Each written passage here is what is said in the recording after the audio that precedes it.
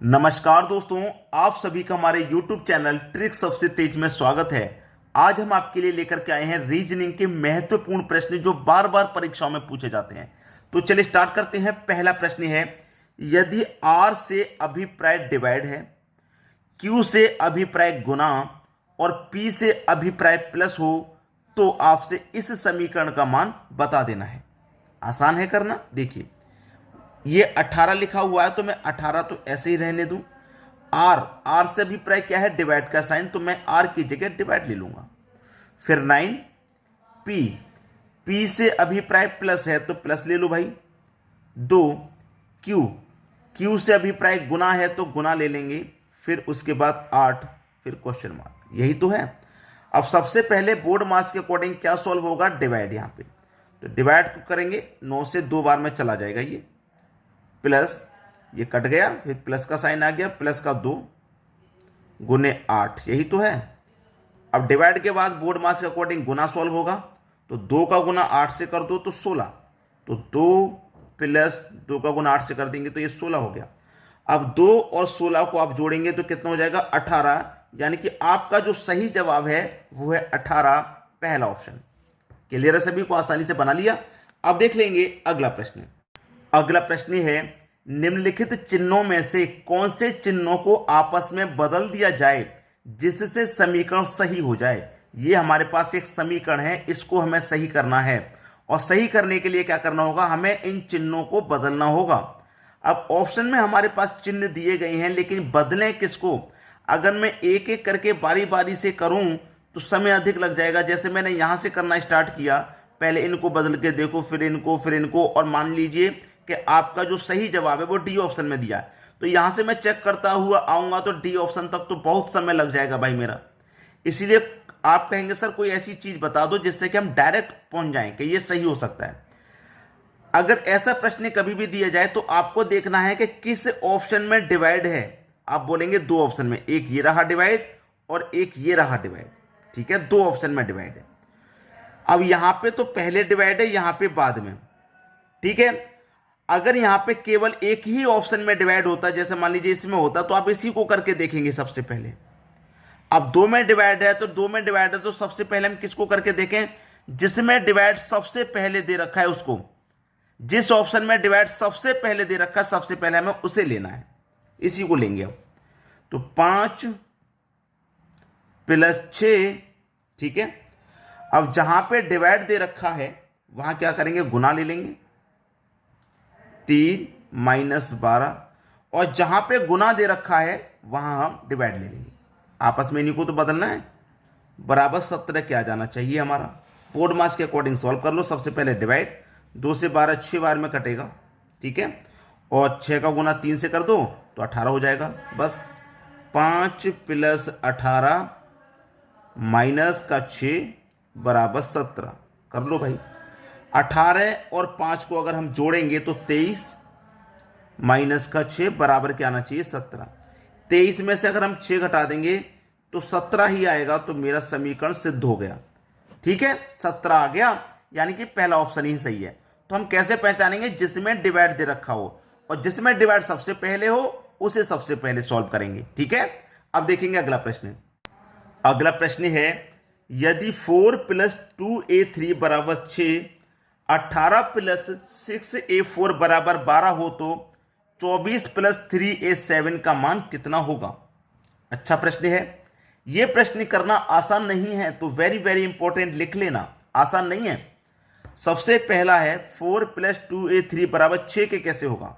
यह समीकरण 6 के बराबर कैसे सिद्ध करना है आपको, मैं आपको बताता हूं। आपके पास 4 है, इस प्लस की जगह कोई दूसरा साइन लीजिए। मुझे मालूम है कि डिवाइड लेने से ही सॉल्व होगा। प्लस की जगह डिवाइड, 2 है, 2 ले लिया। अब यहां जो ए दे रखा है इसकी जगह हम गुना लेंगे 3। अब देखिए हो रहा है कि नहीं हो रहा? 2 से कटा दूंगा 4 को 2 बार में, और 2 का गुना 3 से कर दूंगा तो 6 हो गया। अब 6 के बराबर समीकरण सिद्ध हो गया, 6 के बराबर आ गया। वही लॉजिक यहां पे लगाइए। 18 प्लस की जगह डिवाइड यहां लिया है तो डिवाइड यहां पर भी लेंगे।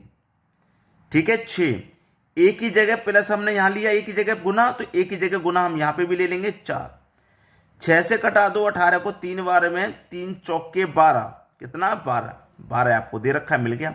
वही यहाँ पे लगा लो आप लॉजिक 24, ठीक है। अब प्लस की जगह क्या लेना है, डिवाइड 3, ए की जगह लेना है गुना 7, 3 से कटा देंगे 24 को 8 बार में, 8 सत्ते 56, 8 का गुना 7 से कर दो, आ जाएगा 56। 56 कहां पर है भाई, डी ऑप्शन में। बहुत मुश्किल प्रश्न होता है, इसको करना बहुत मुश्किल होता है, लेकिन आज के बाद मुश्किल नहीं है, आसान कर दिया मैंने, ठीक है। आसान हो गया कि नहीं, आप कमेंट करके जरूर बताइएगा। अब देखेंगे अगला प्रश्न। अगला प्रश्न है 13 गुने 12 बराबर 651 और 41 गुने 23 बराबर 349 हो तो 24 गुने 22 बराबर क्या। देखिए यहां पर अगर 13 गुने 12 दिया गया है तो 13 गुने 12 जो है इसका रियल में गुना कितना आएगा, 651 तो आएगा नहीं, मैं करके देख लेता हूं। 12 त्रिका 36 का 6, कैरी का 3, 12 एकम 12, 12 में कैरी का 3 जोड़ दूंगा तो 15, 156 आएगा, लेकिन 651 दिया गया है। आएगा कि नहीं आएगा भाई, 156 आएगा लेकिन 651, इतना बड़ा क्यों दे दिया, मैं बताता हूं क्यों दे दिया। जो बाद वाली संख्या है उसे फर्स्ट में लिख दिया और फर्स्ट वाली संख्या को बाद में लिख दिया, बीच वाली को एज इट इज लिख दिया। आगे समझ में। अब वही यहां पे करके देखिए आप, 41 गुने 23 बराबर क्या दिया गया, 349 दिया गया, ठीक है। जबकि 41 गुने 23 का मान कितना होता है भाई, 41 गुने अगर मैं 23 करूं तो कितना होता है, 23 एकम 23, 23 का 3, ठीक है, 23 एकम 30, 23 का हो गया 3। ये यहां पे इतना हमें दिया गया है, इतना दिया गया है ना, इनका गुना निकालना है पहले, ये तो हमें दे ही रखा है। 23 एकम 23 का 3, कैरी का 2 आएगा, 23 चौके 92, 92 में जोड़ूंगा कैरी का 2 तो ये हो जाएगा 94, 94। अब मुझे करना क्या है, जैसे ये इसका गुना रियल में इतना गुना आया है लेकिन पलट के लिखा गया, तो इसका भी गुना रियल में इतना आया तो इसको भी पलट के लिखा हो गया, लास्ट वाली को फर्स्ट में और फर्स्ट वाली को लास्ट में, बीच वाली को एज इट इज, बिल्कुल इसी तरीके से 349 हो गया, 349 जो दिया गया। अब वही लॉजिक अब यहां लगा दीजिए, आंसर तो मिल गया। समझिए 24 गुने 22 रियल में कितना होता है, पहले वो निकालो रियल में, फिर पलट देंगे। 22 चौके कितना हो गया भाई, 22 चौक 88, या 24 दुने का 48, ऐसे कर लो, 48 का 8, कैरी का 4, ठीक है। 24 दुने का 48, कैरी का 4 जोड़ दो 52, पलट दो, 8 पहले 5 बाद में, बीच वाला एज इट इज, 825, यानी कि बी ऑप्शन बिल्कुल सही जवाब। समझ में आ गया। अब देखेंगे अगला प्रश्न। अगला प्रश्न है, एक आदमी 3 मीटर चलता है और फिर 4 मीटर ऊंचे पेड़ पर चढ़ जाता है, अपने मूल स्थान से वह कितनी दूरी पर है। मान लीजिए कोई भी व्यक्ति है, वो उसका जो स्थान है वो यहां पे है, यहां पे खड़ा है कोई भी व्यक्ति, वो फिर क्या करता है, 3 मीटर चलता है, तो यहां से उसने क्या किया, 3 मीटर चला, 3 मीटर वो चला, यहां पे 3 मीटर चलने के बाद में फिर वो 4 मीटर ऊंचे पेड़ पर चढ़ गया।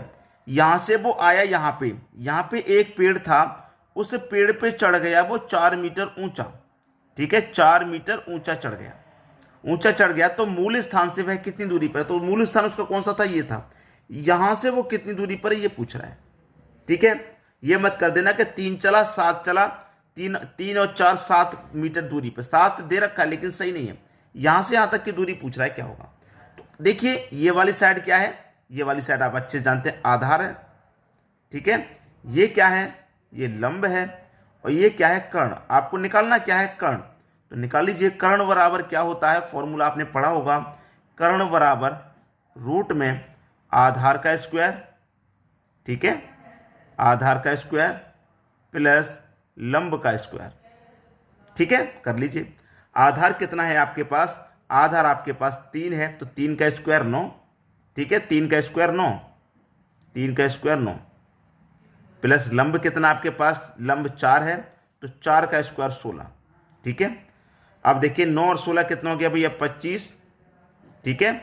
अब 25 का स्क्वायर रूट हो गया 5, तो कर्ण आपका कितना निकल के आ गया, 5, यानी कि पहला ऑप्शन बिल्कुल सही। उम्मीद करूंगा सभी को प्रश्न आसानी से समझ में आ रहे हैं, कोई परेशानी नहीं होगी। आप हमें कमेंट करके बताइएगा वीडियो आपको कैसा लगा। ठीक है दोस्तों, धन्यवाद।